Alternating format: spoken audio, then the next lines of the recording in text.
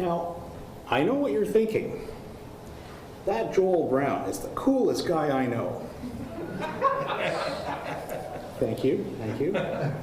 And you may be right, but I do have an admission to make. Truth be told, I'm actually a pretty big nerd. One of the ways in which this is true is that I'm a big fan of words. When I was a kid, I'd often get out my Collins Collegiate Dictionary and scan through it, looking for interesting words that I didn't know. As it happens, I recently learned a word that I'd never heard before. The word nerd in me was very excited. You've probably heard the German word Schadenfreude, which means taking pleasure in someone's misfortune. This word is often cited as an example of a word in another language that doesn't have a direct equivalent in English. Well, imagine my delight when I learned recently that there actually is an English word that means exactly the same thing. And that word is epicaricacy. Epicaricacy. How cool is that? It turns out that this is very apropos to this week's Torah portion and also this week's Haftarah. Sometimes a Torah portion is inspiring, sometimes it's thought-provoking, and sometimes it's downright challenging. I want to talk tonight about why I find this week's Torah portion particularly challenging, and especially so when we look at how the Torah portion and the Haftarah portion relate to one another, and how this all has to do with epicaricacy. If you were here with us a couple of weeks ago, you might recall that I talked about how we go about reading Torah and thinking about Torah, and I said that if you read Torah and stop at asking what happened, you've missed a big opportunity. I also said that whenever you read Torah, you have to go beyond asking what and move on to the really interesting question, why? Our tradition says, turn it and turn it, for everything is in it. If all we really need to know is what happened, why do we need to read it over and over again every year? Surely by now we'd have a pretty good idea of what happens in Torah. Obviously, there is more to it than just what happened. The much harder and much more interesting question is, why did God, or even our ancient sages, think that these were the most important things for us to know about? And why did they choose to tell these stories the way they did? Tonight, however, I'm going to suggest that even why is not the ultimate question we need to be asking when we read the Torah. Why is only a waypoint on the road to our real destination. That destination is the third question. So what? As in, so what am I going to do about it? This third question is the hardest one, not only because you've got to think about it, but also because you actually need to do something about it. This is why we need to read and reread Scripture. As we grow in experience and wisdom, and as the world we live in changes, what we can learn about how we should conduct ourselves in the world grows and changes with us. I said that I find this week's Torah portion particularly challenging, and even more so when I look at the connections between the Parsha and the Haftarah that the rabbis have chosen to pair with this week's portion. Let's ask our three questions: what, why, and so what, and see if I can explain why this is. The portion is Bashalach. It's Exodus from the middle of chapter 13 to the end of chapter 17. Here's the what. The portion covers the period where Pharaoh has finally decided to let the Israelites leave, having suffered through all 10 plagues. The Israelites are escaping, but Pharaoh changes his mind and decides to chase the Israelites down. God opens a path through the Sea of Reeds, and the Israelites pass through on dry land. But when Pharaoh's chariots come through, the sea swallows them up. This brings us to Exodus chapter 15, which is one of the most famous parts of the Torah. We quote it, part of it in every single worship service that we have. When you walk into the building here at Solel, it's one of the first things that you see. Our Czech Torah is proudly displayed in our lobby, scrolled to this exact spot. It's the Song at the Sea, and it includes the verses which make up our prayer, Mi Chamocha. In fact, the first line of the prayer Mi Chamocha is Exodus chapter 15, verse 11, Mi chamocha ba'elim Adonai, mi chamocha nedar bar kodesh. Who is like you, Adonai, among the celestials, awesome in splendor, working wonders. The last line of the mi chamocha is verse 18 of Exodus chapter 15. Adonai yimloch leolam va'ed. Adonai will reign forever and ever. Notice that I've said mi chamocha includes verses 11 and 18. Keep that in the back of your mind while we go over what else happens in our parsha. Having been saved by God at the Sea of Reeds, the Israelites continue on their journey into the wilderness, where they quickly get down to the established pattern of complaining and wondering whether they would have been better off to go back to slavery under Pharaoh. It's during this time that God causes fresh water springs to rise up and manna to form on the ground each morning so that the Israelites will have sustenance. When they kvetch about the manna, Adonai also gives them quail to eat as well. At the end of the portion, Amalek emerges as an enemy of the Israelites, and Joshua leads the Israelites against Amalek's army. During the battle, Moses stands at the top of a hill overlooking the fight. When Moses holds the staff of God up, the Israelites prevail in the battle. When Moses gets tired and lets his hands fall, the Amalekites push back. Before we move on from what to why, let's also take a look at the Haftarah.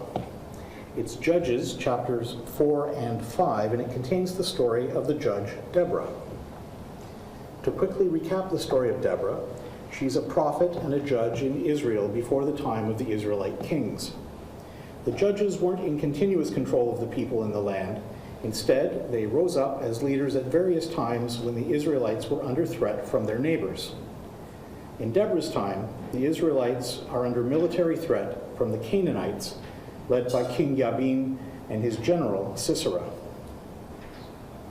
The Israelite general, Barak, is really worried about the upcoming battle with the Canaanites, and he goes to Deborah for help because he knows that if Deborah gets God's support, he's got a much better chance in the fight against Sisera's army. Deborah agrees, and the battle goes well for the Israelites. The Canaanite army is wiped out, and their general Sisera barely escapes with his life.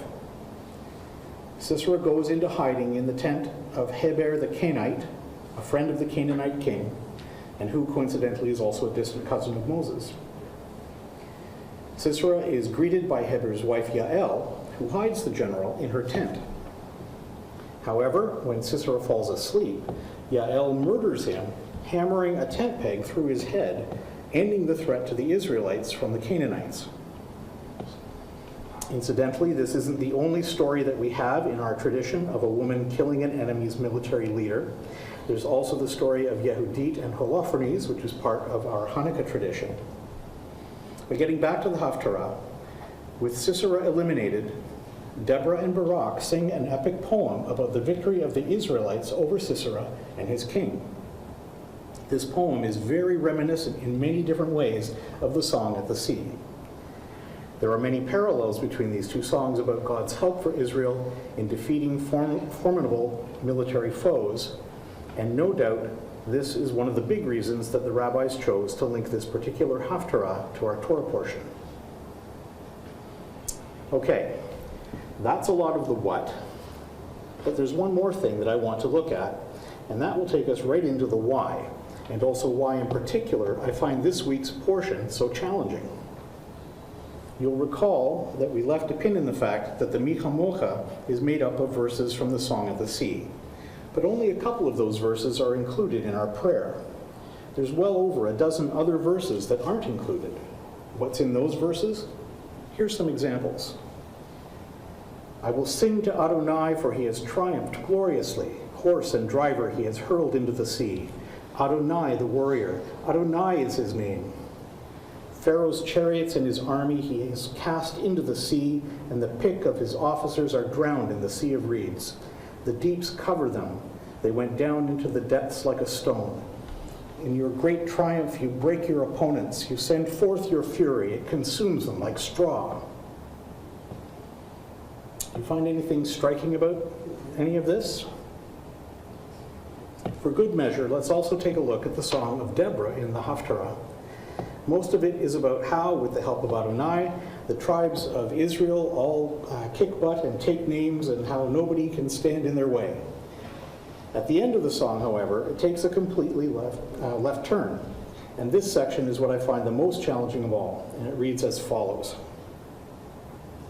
Through the window peered Sisera's mother. Behind the lattice she whined, "Why is his chariot so long in coming? Why so late the clatter of his wheels?" The wisest of her ladies give answer. She too replies to herself, "They must be dividing the spoil they have found, a damsel or two for each man. Spoil of dyed cloths for Sisera, spoil of embroidered cloths, a couple of embroidered cloths round every neck as spoil." So we all know that Sisera is dead, killed by Yael, and kind of brutally at that.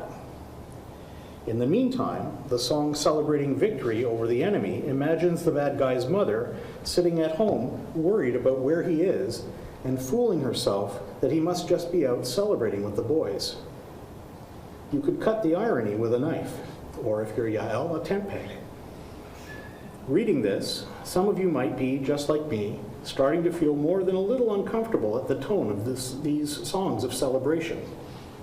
Certainly, when we sing Mi Chamocha, it's a really upbeat song of praise to God for saving us from what looked like certain doom. The parts we don't include in our liturgy, though, they go way beyond praise and thankfulness for salvation. They seem like pretty hardcore gloating, in fact. And this is where the Epicaricacy comes in. The reason I find our Torah portion so troubling comes from asking why. Why does our scripture contain this gloating over the misery of our historical foes? Do we not read in the Passover story every year about how the heavenly host was about to burst into song at the destruction of Pharaoh's army, and God scolds them, saying, "How dare you sing for joy when my creatures are dying?" Yet Miriam leads a song, which we all join in with every week, about the very same thing.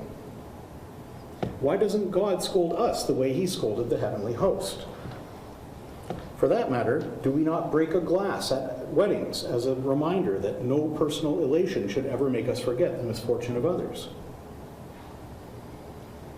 It's not too hard to imagine why we've left these unseemly parts of Scripture out of our liturgy in favor of the parts that we've kept in.